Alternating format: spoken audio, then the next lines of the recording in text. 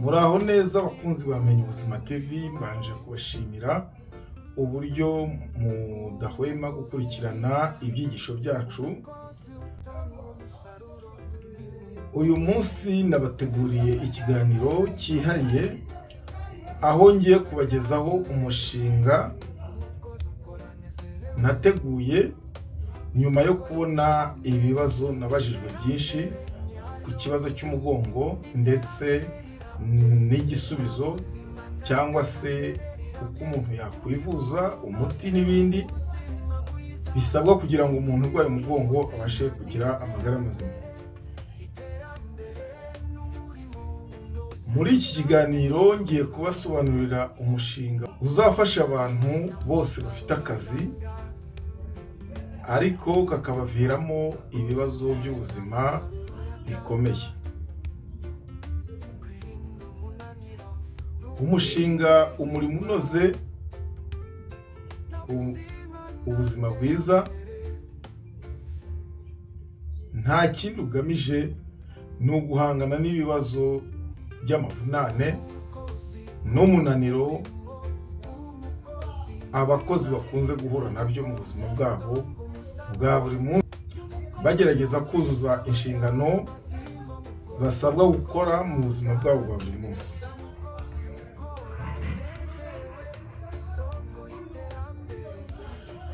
Uyu mushinga turagerageza kubereka bimwe mu biwugize kugira ngo turusheho gusobanukirwa n'intego za Menya Ubuzima TV kandi turusheho no kugira intego yo gukurikirana ibiganiro ndetse twese tugamije kwirinda ibibazo dushobora gukura mu kazi kacu ka buri munsi ndetse ibibazo bishobora guturuka mu buryo tubayeho mu buzima bwacu. Ku bijyanye n'igisobanuro cy'umushinga, ndagerageza gutangira mbaza nk'ibibazo kugira ngo tubashe gufungura intekerezo. Nkagira nti, ese mu buzima bwawe bwa buri munsi ujya wicara amasaha maremare, amasaha menshi kugera ku masaha 8 kuzamura? Waba wicara amasaha menshi? Ikindi kibazo, ese mu kazi ukora ujya uhagarara igihe kirekire? Aha ndumva ko tugeze mu mirimo yose. Akazi waba ukora akariko kose, umwuga waba ukora uwo ari wo wose, ni wowe ugomba kureba ukamenya ibyo bibazo niba uhura nabyo mu buzima bwawe bwa buri munsi.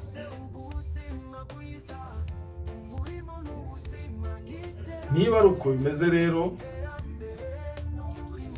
ukaba ufite icyo kibazo cyo kwicara amasaha menshi cyangwa se guhagarara amasaha maremare 8 kuzamura ukaba wanarenza, ushobora kuba uri umwe mu bantu bafite ibibazo by'ubuzima bakuye mu kazi bituruka ku munaniro uhoraho, umunaniro udashira.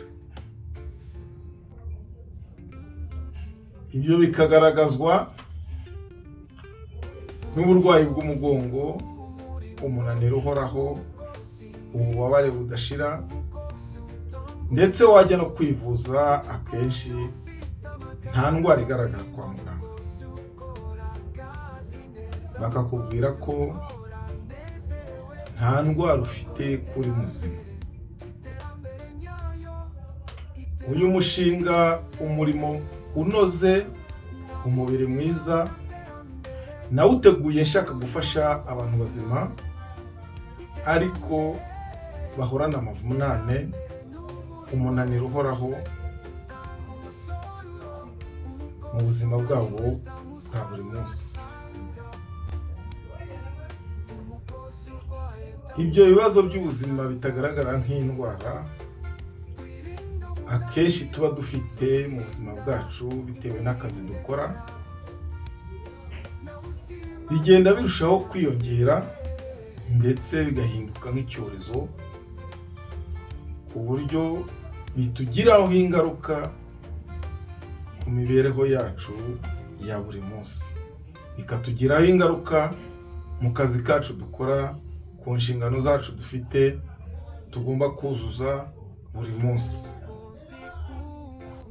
bikagenda bihinduka ikibazo gikomeye cy'ubuzima urebye muri rusange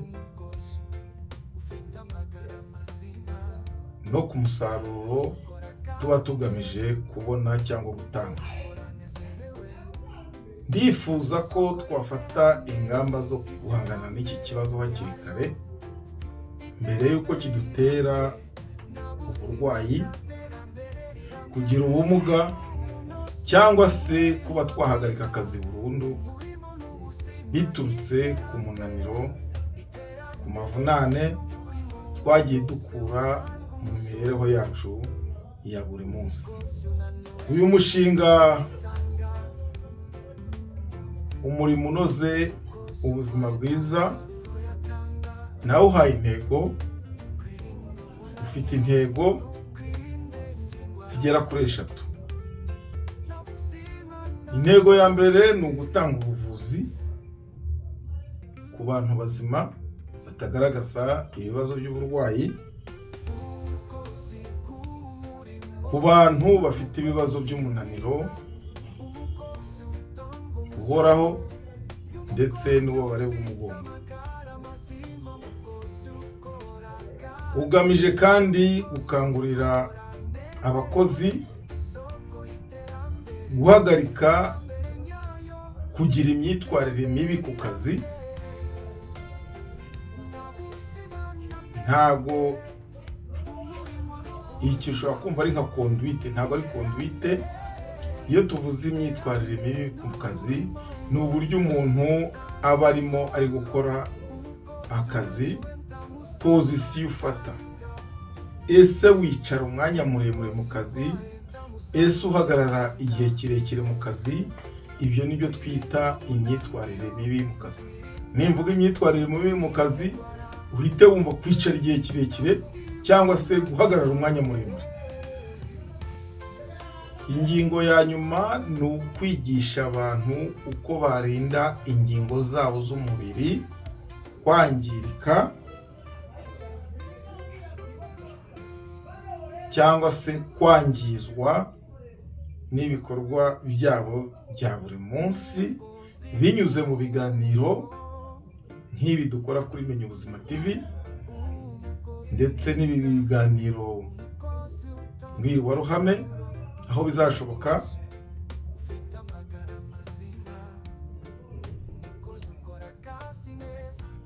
Amashusho ndetse n'ibikorwa bifatika bishobora kugaragaza uburyo umuntu yakosora imyitwarire ye mu kazi, pozisiyo afata mu kazi, kugira ngo yirinde ingaruka mbi yaterwa no gukora akazi muri pozisiyo itariyo. Ibi byose maze kuvuga, uyu mushinga umubiri unoze, umubiri mwiza, byaba bishatse kuvuga iki ku bantu? Ibi bishatse kuvuga ko abantu benshi batagikora akazi kanoze bitewe n'uko bafite umunaniro wabarenze, umunaniro uhoraho kandi umunaniro mwinshi ukabatera ububabare cyangwa uburwayi bw'umugongo, imitsi ndetse n'ububabare bwo mu ngingo. Ibi bibazo bituma abakozi benshi badakora neza akazi kabo, basiba kenshi, bakajya kwivuza kwa muganga inshuro nyinshi, rimwe na rimwe bikaba byabaviramo no guhagarika akazi kabo kari kabatunze ku buryo bwa burundu. Umuntu akava ku kazi bitewe n'ububabare bitewe n'indwara yakuye mu kazi ashaka kuzuza inshingano, ari gukora neza, ariko uburyo yitwaraga mu kazi bikamuviramo ikibazo gituma agira ubumuga butuma atabasha kuzuza inshingano cyangwa se yahagarika akazi ku buryo bwa burundu. Iyo umugongo utameze neza ntushobora gukoresha neza amaboko, amaguru, imitsi cyangwa se umugongo, umutwe ndetse n'ubwonko ntibuba bukora neza. Niyo mpamvu dushishikariza buri muntu wese kwita ku mubiri we, kwita ku buzima bwe, kuko nta murimo udafite ubuzima bwiza, nta murimo udafite umubiri muzima. Umurimo unoze uhera ku mubiri muzima, nta murimo unoze nta terambere rirambye.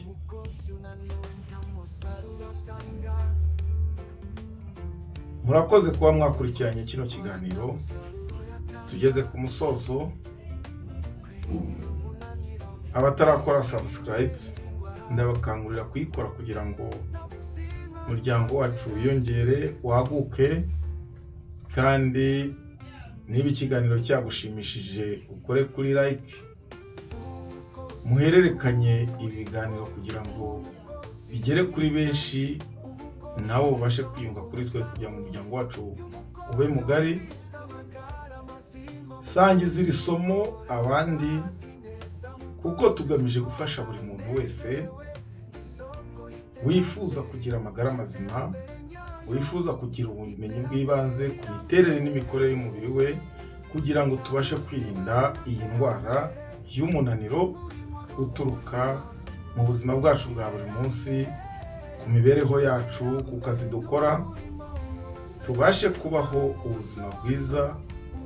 Kandi niba hari uwagize ikibazo atwandikira muri komenti, turagusubiza vuba, ndetse niba binasaba kugukorera video tuzayikora kugira ngo ubashe kubona ubusobanuro bwuzuye. Dukore umurimo unoze kandi dufite umubiri mwiza. Mu kiganiro cy'ubutaha tuzarebera hamwe massage ku nsanganyamatsiko igira iti massage si y'abakire, nawe urayikeneye, ugomba kuyikoresha. Murakoze, nawe ubutaha ntuzacikwe n'iki kiganiro.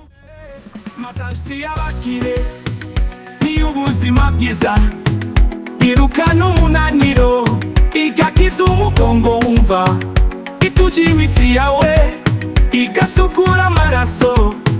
Nibura umukozi cyo ikenera rimwe na rimwe, ituja imitsi yawe, igasukura amaraso. Nibura umukozi cyo ikenera rimwe na rimwe, ituja imitsi yawe, igasukura amaraso. Nibura umukozi cyo ikenera rimwe na rimwe. Abamotari, abanyonzi, abacuruzi bahagaze igihe kinini, abikara ku biro, abanyeshuri n'ababyeyi, bose barayikenera. Si iby'abakire gusa, n'ubuzima n'ubwirinzi bw'indwara zitinda gukira. Umva umunaniro urahangayitse, umugongo uremereye, fata umwanya ukore massage, niko gukaraba umutima. Menya ko wifitiye ubuzima, ugomba kubwitaho. Massage si y'abakire, ni y'abantu bazi ubwenge, si ubusirimu, ni ubuvuzi, ntutinye kuyigerageza. Irakiza umubiri, ikarinda indwara nyinshi. Niba wumva ubabaye, ntutegereze kurwara. Menya Ubuzima TV, tuvugira ubuzima bwawe. Massage ni inshuti y'umubiri, subscribe, sangiza abandi, tube benshi tumenye ukuri.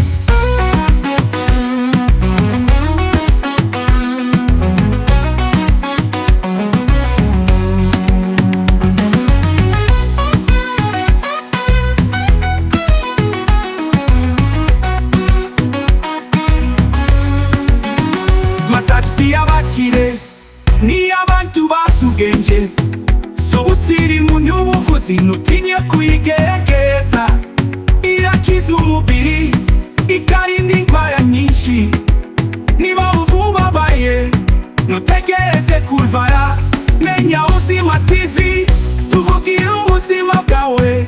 Massage ni inshuti y'umubiri, subscribe, sangiza abandi tube benshi tumenye ukuri.